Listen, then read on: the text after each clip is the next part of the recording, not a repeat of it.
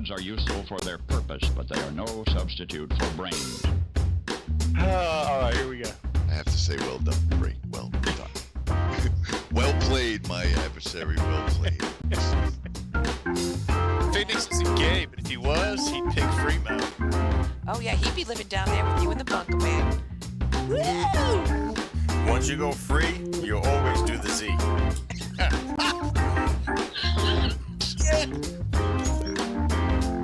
Like one day I'm not going to Duncan, and you could get a controller, a new Xbox, possibly even a cord.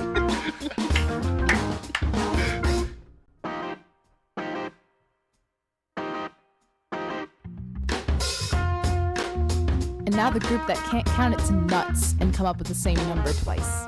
That may be true. Welcome to BGFG episode 440. I'm your host, Chris Phoenix. Unfortunately, Fremo is not able to make it this week due to work.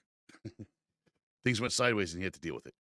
So he's not here this week. So we're going to run through everything. We have a good amount of news, and we also have some the highlights from April Fools, which should be entertaining as well.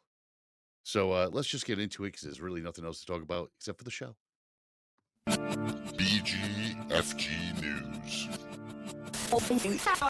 You heard it here third. So first up in this week's news, we're going to talk about a little something that I never thought would really come back, which is net neutrality. Originally started in the Obama administration in 2015. It was gutted in 2017. This states that broadband is essentially a service, which is good because a lot of people need that. I mean, people don't realize that. And we talked about it, I think, last week, where you need to have better broadband. Broadband's a necessity, yes. Is streaming Netflix a necessity? Not really, but everything is going online. So if everything's going online, you need to have a good broadband. And the previous broadband wasn't doing it. So I think that was the catalyst for doing this. It is an essential service. People pay their bills on there. They do job searches, things like that. This would prevent unfair pricing, blocking or throttling content, and selling faster lanes for higher traffic. Now, a lot of you might not realize it, but there is a cap on your internet. Even if they say there's not a cap, there is a cap. If there wasn't a cap, then when you log into your service provider and you see your total amount of bandwidth used, I mean, my billing starts, I think, at the first week of the month, and by the second week of the month, I've already hit cap. So is it slowing down? No, I have, speed tests and stuff that are showing that it's not throttling, but you never can really tell. I mean, it is big business. I mean, what can you say? The FCC chairwoman said recently, the pandemic proved once and for all that broadband is essential. Facebook, Amazon, all social networks all support this. Of course they do. That's how they make their money. Why wouldn't they? I mean, geez. You know who doesn't support it, though, is Verizon, AT&T, T-Mobile, and Comcast. Because, again, that's how they make their money. So, again, with net neutrality making internet basic and other administrations, I don't want to say, but you know who they are, basically dismantled that project. This is something that needs to be done. It just does. And the fact that Verizon, AT&T, T-Mobile, and, of course, Comcast are against this because they have the ability to still throttle people, charge people per content, per speeds. And that's just, it's not right at all. And speaking of AT&T, oh, guess what? They got breached. And they have no idea right now how they got hacked. Like, no idea. Could be one of their vendors. Most likely it is a vendor. And again, this is one of those things, if Fremo's here, he'd verify it with me. You have to give vendors access, but you don't have to give them every access. And I think that's a lot of where the problem is. Personally, I would set up a shared folder for that particular vendor, and that's the only thing they're getting access to. They're not getting access to anything else. And if they do require like really hardcore data or access to the main information, I mean, that's on an ask basis, I think, really is. Because this keeps happening, and it's almost always from third-party vendors. Or you have to have somebody from the company, especially these large organizations like AT&T. You can afford to have, your third-party vendor have a representative at your building or at your main hub or vice versa. They have to do that because this is getting out of control. It's like what happened with Framework a couple of months ago. Framework, which is a computer company, look it up on Google it if you want to. It's a great laptop, and it'll really teach you about computers as well. But Framework a couple of months ago was compromised because of a vendor. I mean, they directly connected it to the vendor, and the vendor was the one that happened. This time, though, AT&T got named. Well, the people that hacked AT&T got names and social security numbers, which is the two worst things you could possibly have happen in a breach. The two worst things. Your social security number is just connected to everything. And as soon as you find out that's compromised, the only choice you have is to contact state offices and just and get another. It's worse than having your phone compromised or your computer compromised. It's worse than even having your bank account compromised.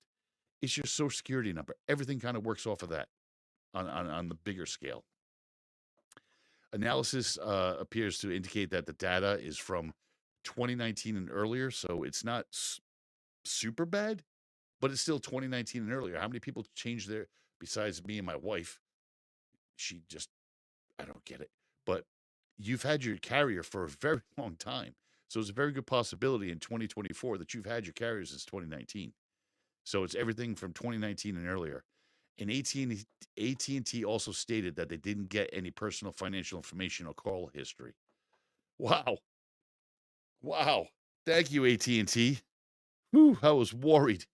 For a second there, I thought they got important information. I mean, it's a good deal that the financial information and call history wasn't compromised. You know, they can have my social security number, apparently. You assholes. Oh, that is the worst thing you can tell somebody. Is don't worry, financial information and call history wasn't compromised. That's so AT&T has the names and will be reaching out to those affected and offer free credit monitoring. That's really all they can do right now. But then again, it's the social security numbers. No, nobody gives a shit what my call history is. It's the social security number that's the problem. All right. So let's talk about the rich for a second, because the rich, constantly piss me off. The rich are getting richer, and the poor are getting poorer. One of my favorite bands, Queensryche, said it, the 1% rule America. And there's a whole diatribe on it, on one of their songs. Look,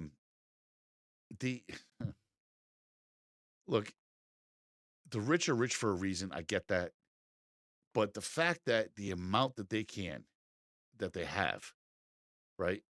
So they're the ones that find the loopholes in tax returns, and they find more money to make more money. There's a lot of shady shit that goes on.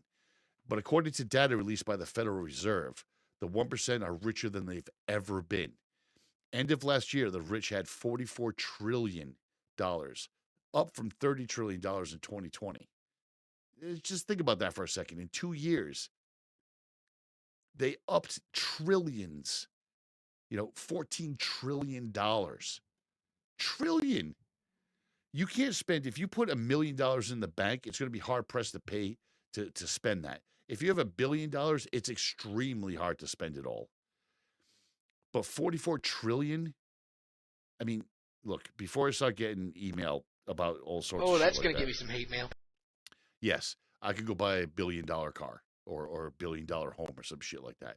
That's not the way real money in real life works, okay? You'd be hard-pressed to do any of that sort of thing. But in 2 years, they made $14 trillion. That's a lot of money. And that's up 88% since the beginning of COVID. 88% since the beginning of COVID. This is why we're in such a recession that we're in now, because the investors saw that type of money being pulled in.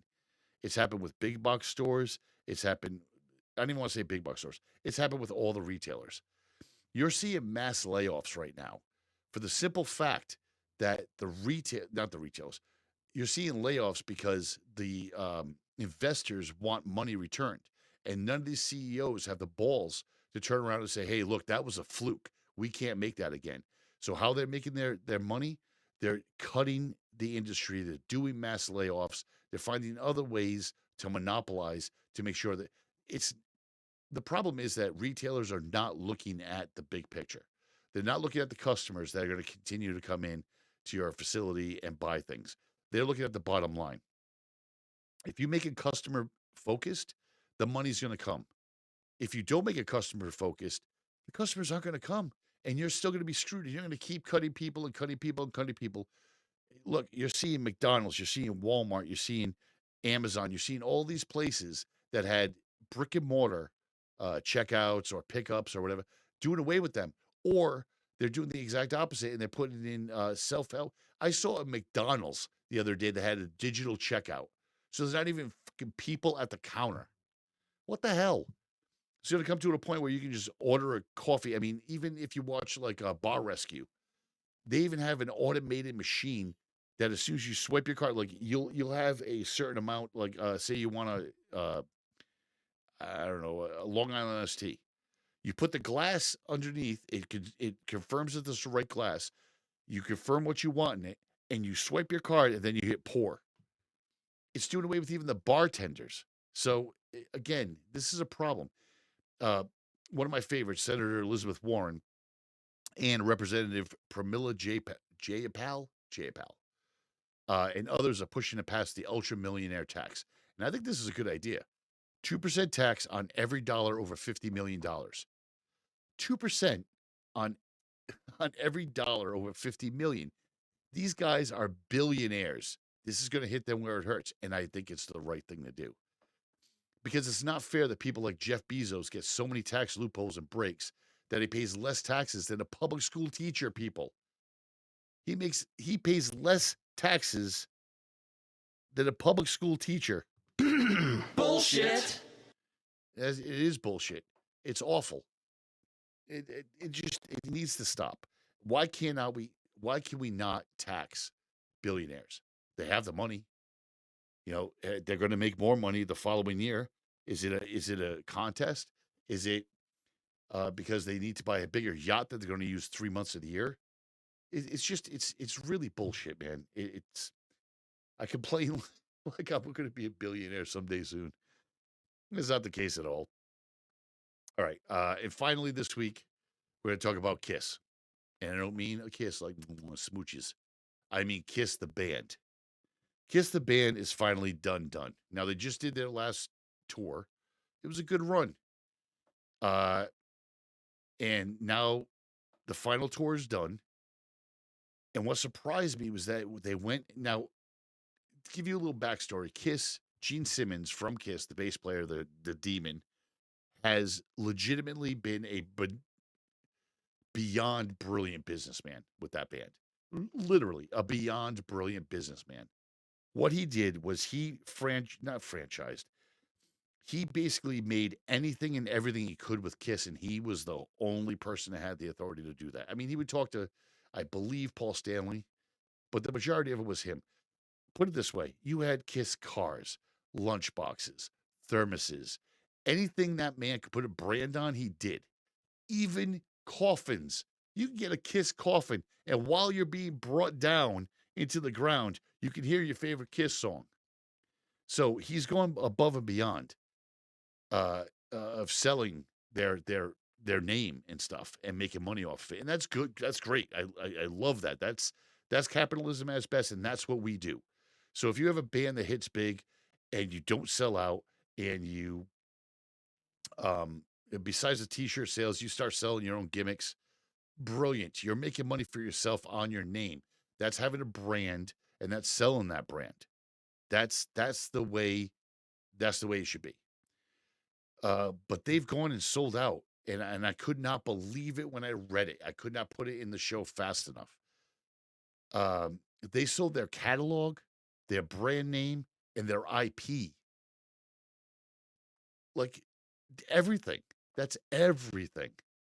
And how much do they sell it for? $1 billion, $2 billion, 600 million. Nope, they sold it for 300 million. 300 million, that's it for the entire Kiss catalog, IP, brand name. I cannot fathom that. 300 million split between the entire band members is not a lot of money. Now, I'm saying they don't need a lot of money, but it's kind of like the Ford family selling the Ford Motor Company. The worth of the IP and the brand is so massive. Kleenex would be another example. Kleenex, it's facial tissue, but the brand has become the product. Kleenex is what you call a facial tissue. So if they sold, you expect it. And we've seen gaming companies, we've seen companies go for billions of dollars. But Kiss, yes, it's getting older. Yes, not a lot of people listen to it. But all that shit comes back around. Led Zeppelin was not super cool in the late 80s, early 90s for those of us that didn't know about them, that didn't have older siblings. You didn't know what the hell Led Zeppelin was. Then you listen to Led Zeppelin. Then you listen to The Doors. Then you listen to The Who. Then you listen to a lot of 70s stuff, and that stuff came back around and started making money again. They sold the entire brand catalog and IP for $300 million, which I don't think is enough. And they sold it to ABBA-owned Pop House. ABBA.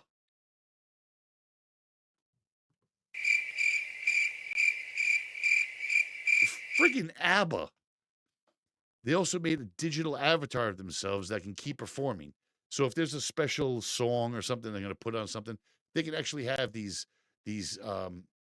avatars come out. And the avatars are made by ILM. So they're good. They're not bad. But it's not the same. I mean, you cannot do that. It's just none of this makes sense. It's rough to watch. Nothing says sold out more than watching avatars, digital avatars, perform the songs at a concert. It's just not right. Now, granted, at Burning Man, they had what they have. They had Tupac, and I think they had somebody else. That's different. That's a band or a performer on stage that not calls out, but like introduces this one avatar to do one song, and you understand that's an avatar. This is Kiss, basically. You know what? I'm going to pull it back and digress. It really should have been more money, at least for those rights. It just should have. It's ridiculous. But in honor of them, because again, I don't care who you are, you know who Kiss is. You know who Kiss is. You know what they do. You know what they represent, and they have some of the finest songs you've ever heard. They just do. It's just it's constant. They came out with a live album before they went live to do it. Like they did it live, but it wasn't as big. And then they released the live album. Nobody else was doing that. They released a double platinum album. They called it double platinum because they knew, like, it's just there's so many Kiss lore. Their stage show, people coming in and out of the band. There's just so much history there. And it just saddens me to say that they sold out finally. It's just sad. But we're going to do, for music this week, we're going to do a Kiss song, of course. And the only one I can really come up with, I mean, there's a lot of choices, of course, there's a lot of choices. But what I wanted to do instead was I wanted to do Detroit Rock City. Because I think that's just one of those songs that just stands the test of time. Detroit Rock City will forever be ingrained in any movie that's shot in Detroit. It'll be ingrained in your memory. It'll be ingrained with Kiss forever. And it's from the double platinum album, which again, a fold out album. I mean, it was so much fun and so cool.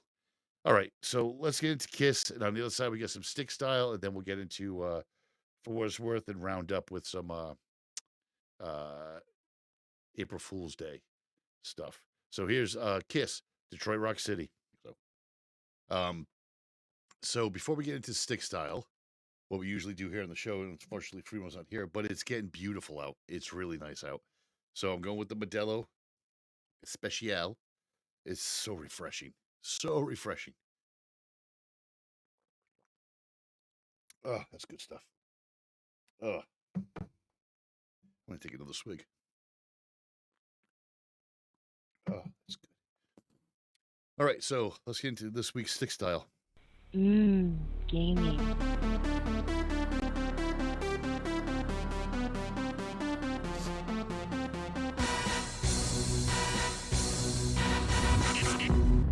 So, Xbox Summer Showcase is coming in June. I'm sure we'll all see news about Indiana Jones and the Great Circle, as well as Fable and Arc 2. Big stuff that's coming. And the word on the street is that we're going to finally see some of the Gears 6 game footage. So the Coalition has also teased a remastered collection of all the previous games, which I think is great. Now, the fact that Coalition has teased remastered Gears 1 through 5, I think is a big deal, because if they remaster it, there's a very good possibility they're going to push that to other platforms, like we talked about previous shows. And I think Gears on PlayStation will be big. I really do. I think that the PlayStation faithful people are missing out on a great game. Stick style, we still play that. We still play Horde all the damn time. If you're into Gears and Horde, send us an invite. If you see us on Gears, send us some sort of message. Send us a message that says you want to jump in. We don't mind. You can jump in 100%. But remastering all those previous games is great, but I'm more interested to see where they're going to go with Gear 6. Now, some experts are saying that the game is still like 3 or 4 years away, but to get any information, even that they're doing one, will be great. But my question is still, why would you show a trailer that's for a game that's that far off? I don't think it's that far off. I really don't. I think they've been working on it. I mean, they've had, 3 or 4 years since Gears 5. So I think I think that's pretty much on its way. I don't think it's that far off. I don't think it's another 3 or 4 years off at all. That wouldn't make sense. Why would you show off any sort of game trailer that says that? That wouldn't sell anything. I do believe there's going to be more talk about the remastered editions, though, like I said before. This is going to be the next IP. I truly feel that this is going to be the next IP that heads to... I don't know about Nintendo. I think it could sell on Nintendo. I think... I just think it's going to do well on other platforms. I think Halo would too, but Halo is such a franchise for Xbox and Microsoft. I don't think that's going to go. But Gears definitely has that potential. They've done special Gears stuff like consoles. I have 2 of them. They've done that stuff, but it's the IP that I think can go. And let's not forget that there's also a movie and a TV series in the works as well. And I really, Freebo and I really hope that Dave Bautista is still involved with this, because Dave Bautista loves Gears. He's even, if you look on YouTube, you'll see a video of him actually wearing the Gears outfit. So again, I think Dave Bautista, you could play him in the game. You could play him. I play him in Horde every time. So I think that's a big deal. And here's some other interesting news I found out about an older title. So it turns out Batman was supposed to have the Nemesis engine. Now, if you don't remember what the Nemesis engine is, it's the engine that's behind the Shadows of Mordor. And Shadows of Mordor was a great game based on, loosely, I guess, on Lord of the Rings. Developer Monolith was working on a Christopher Nolan Batman game at the time, before Shadows of Mordor. So as you can see from the video, if you're watching the video, right over there. If you're watching the video, you'll see the way the Nemesis engine kind of created it in there. And they were working on a Batman game, and that game got canceled, and they switched over to the Shadows of Mordor game and used the Nemesis system. Now, the Nemesis system has an AI that remembers you. Like, it really remembers you, which is very cool. How you fought, what weapons you used to fight them, what tactics you used, and they'll run away. Like say if there's a lieutenant in Shadows of Mordor that runs towards you, and they have a group of like 10 grunts. They're going to do their best when the majority of the grunts get killed. They're going to do their best to run away. And when they run away, if they do get away, they're going to remember what you used, how you used it, what tactics you used. It's great. And the problem is that they're going to come back for revenge. And with what they did, the Nemesis engine elevates them. So as you can see in the little clip, the image that I used on the YouTube version of this, you'll see that there's a hierarchy in Shadows of Mordor. And if that AI survived, and I had a couple of AIs that survived like 2 or 3 interactions with me, they progressed quickly and they up their stats. And when they up their stats and you meet them again, it's very difficult to beat them. You kind of want to get at them first and foremost. Monolith has open world Wonder Woman game even in the works that supposedly uses the same engine, which is going to be extremely interesting, I think. Regardless, there looks to be some trouble on the horizon, though. For those that are hardcore gamers, you're going to see a problem. The Taiwan earthquake is what I'm alluding to. We at BGFG and Stick Style, we don't want to belittle the tragedy in Taiwan of their earthquake. You've seen the pictures, you've seen the images of buildings that are pretty much on an angle that you can't use anymore. They have to be torn down. But we're probably about to see another spike in prices on many electronics. TSMC is a chip maker that's based in Taiwan. They make a lot of chips. They make chips for a few companies you might have heard of. Apple, Micron DRAM, AMD, NVidia. That's just a few of them.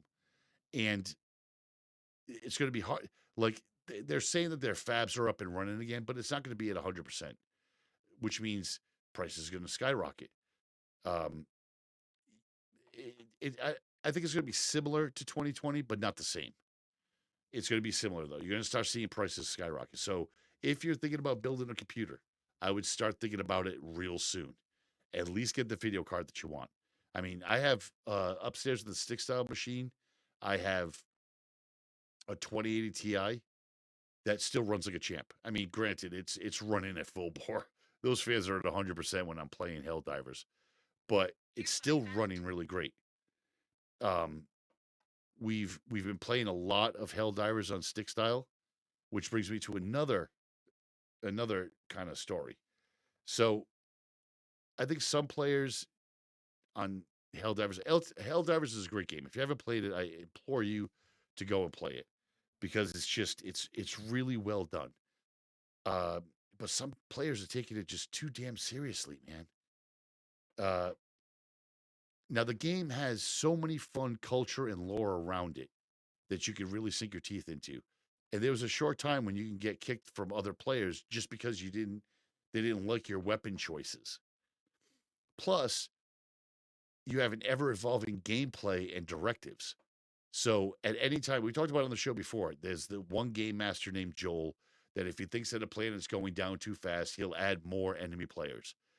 If he thinks that people are getting bored, he'll inject certain stratagems, which are in-game call.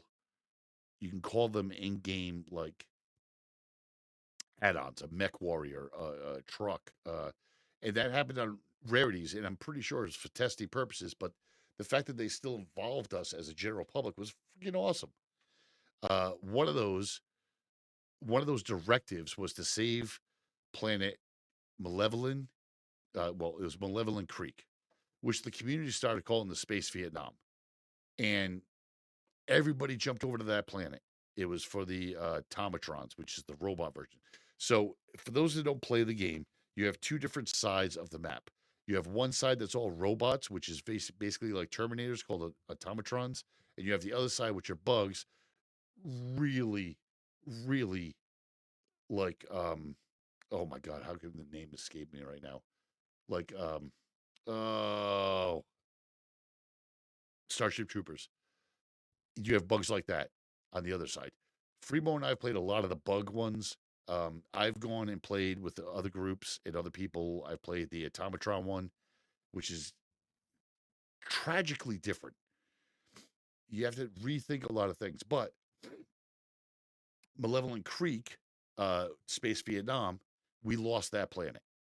Nothing we could do. Every time we tried to take over that planet, good old Joel added more to that planet, and we ended up lost it, and we lost it badly. Because there was so many that tried, it was a tragic loss. Arrowhead decided to do the players a solid. On April 1st, April Fool's Day, we all thought it was a joke. There was a new directive on April 1st, just April 1st. Take Malevolent Creek back, and you have 24 hours to do it. It was a very cool little event, and they didn't like super hype it. Like you jumped in, and that was one of your directive orders. And you were like, oh, really? I can take that back? Let me go do that. And when I jumped over to it, the majority of players were on that one planet trying to defend it and take it back. And you have 24 hours to do it. The planet was liberated in 5 hours, which was awesome. The next day, Joel, the GM, dropped some new enemies on us, and they were difficult to say the least. But they also released a free cape called Fallen Heroes Vengeance to commemorate getting the planet back. And they put out a statement by the presidential decree. I love the lore and the shit that goes on in that game. By presidential decree, the president of... Oh, there was somebody in my house. What the hell? Yeah, I don't know what that was all about. By presidential decree, the president of Super Earth has officially recognized this day as Malevolent Creek Memorial Day. This week in remembrance, all Helldivers will be issued a special commemorative cape so they may carry memories of their fallen comrades into battle. Okay. Free stuff. How can you argue about free stuff on a game? You can't. And some creekers, which is what they like to be called, have taken to social media and said that anyone who wears the cape should be killed on sight. Really? Really? You're supposed to be killed on sight. Now, Freemo's not here, but I'm pretty much going to guess that when he finds out about this, he's going to put on that cape. Every single game, he's going to put on that creek and dare people to shoot him dead. It's just the way he works. But I think this is stupid. You're taking the game a little bit too seriously. It was bad enough when higher ranked were kicking you for not having the right gun set or the right dropped in. I think that's stupid. You're going to go with what works for you. I mean, the shotgun works for me against arachnids, and the lightning gun works for me against the robots. So to each their own, but kicking people. They're just going to shoot people if they see the cape. Man, that's ridiculous. That just doesn't make any sense. Like, that's stupid. But also, we eradicated on Helldivers. We eradicated all the robots, and they're gone. And there was also rumors, and you heard it on the ship radio if you listened, that some people were saying that it was a scout group only, that it wasn't the full force of the automatrons. Yeah, they were right, because as of today, and what is this, the 9th? The 9th of April, the entire fleet has come into our scope. So it's an all-out battle, which is pretty cool. Again, this game does not disappoint. We've said, like, huge things about Starfield. Starfield is a phenomenal game if you're into that. But if you're into the group shooting, like a Halo, like just a shooter, man, this game has got it all. All right, let's get into this week's tech news.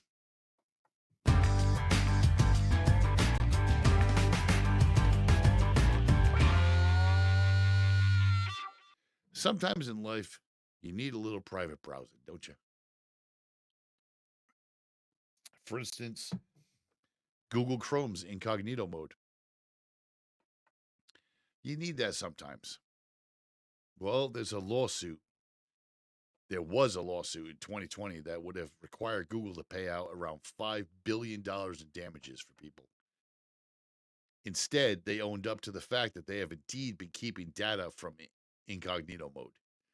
And we've told you on the show before that incognito mode does not mean that you're completely away from everything on the internet. It's not. It's basically to save you from your significant other. That's really all it does. Is that when your significant other's friend goes, "Oh, you can just search that browser history." There's not going to be anything there that's going to condemn you. You know, it's the same thing as the VPNs. It's just it's not going to happen. But Google has been keeping the information from the incognito mode, and they did claim that incognito mode did not make you invisible. It just stopped your browser history. Even internally, there were a few emails that stated, and this came up in the lawsuit, there were emails that stated that the term private was not accurate and that they should change it because it wasn't private. They were still keeping the data from it. And it just makes me laugh, though, because all those incognito pages were just porn, right? That's all they were, was porn. Just nonstop porn in every cognito mode. It cracks me up. That it just cracks me up. And if you were concerned about that, there is alternative browsers if you really wanted to deal with something like that.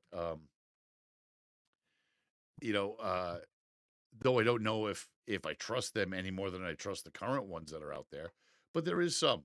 You got DuckDuckGo, which doesn't save your search history, doesn't share with third parties. Ghostery, which is based on Firefox, blocks tracking. You have the Brave browser, which has an built-in ad blocker, blocks trackers, blocks Java. You have LibreWolf, which blocks ads, fingerprinting, which is identification of who you are. And then you have Avast, AVG, Aviral, Norton, CCleaner. They're all owned by Norton, and they have a browser themselves. And I'm sure there's one I've missed. I'm sure there's several I've missed. But again, people, like, if you want to save your browsing history from your family and loved ones, great. If you want to hide yourself on the internet, that's going to be very hard to do. And I don't trust a lot of these browsers uh, because they have to make money somehow, and that means ads or third-party sharing. It's inevitable. The Brave browser, the Norton browser, they cannot run without making money. It just doesn't make sense. They have to make money somehow. So if they're going to make money somehow, they're going to have to sell something, whether it's ads or third-party sharing. So if they're not sharing with you, then what the hell? But they're blocked. So how are they making money? It's a big question mark as to how they're going to do that. All right, moving on. I have no idea what NVIDIA is doing. At the recent World Government Summit in Dubai, NVIDIA CEO Jensen Huang said that no one, especially kids, should be learning to code anymore. I strongly disagree with this. He said AI will take care of that for us. Kids can learn other things like biology, education, manufacturing, or farming. I mean, yes, they can. But meantime, the U.S. is trying to get more computer science in classrooms. We're already bottom of the barrel in so many things. We're like 23rd in mathematics, 30 something in like. There's so many things we're bad at as a nation compared to the rest of the world. That being like we talked last week about China, um, doing away with like Windows and everything, and they would have to use Linux, and that Linux operating system is going to teach them to run a lot more things. But again, um, it's just bad. Telling them that they cannot release that kids should be losing coding. Coding's a mainstay, and it's not going anywhere. It's going to get more and more. And we're trying to get science in the classrooms. Now you have NVIDIA CEO telling us that we shouldn't. That's kind of like it's kind of bullshit, man. It really is. And look at the picture. Look at the picture of this asshat. I mean, really, he's like posing like he's a. You know what? I'm not going to say anything. I run into video card. I can be blocked. Who knows? All right. And now wrapping up this week's show, it's time for the best April Fool jokes from around the net. The one day a year that you cannot trust anyone on the internet and question everything that's on there. Well, some things. Overwatch did the usual googly eyes. Many game makers jumped on that. Like For Honor had some characters carrying parasols during gameplay and swapped the character attributes with each other. But I like more practical ones, and I think Fremo does too. And one of the things that we saw was 7-Eleven introduced Big Bite hot dog sparkling water. Just think about that for a second. Big Bite hot dog sparkling water. So it was hot dog flavored. Who the does that? That was a good one.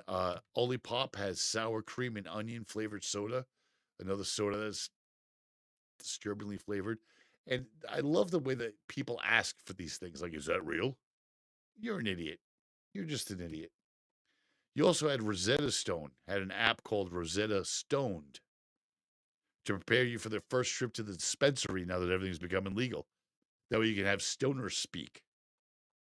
Kevin's Natural Foods had a Korean barbecue deodorant. Omaha Steaks had meat spritz with flavors of Omaha Fog, Hog Phase, and Cockadoodle-Doo, D-E-W. Again, always funny. I think sauce maker Lee Kum Kee had sriracha mayo toothpaste.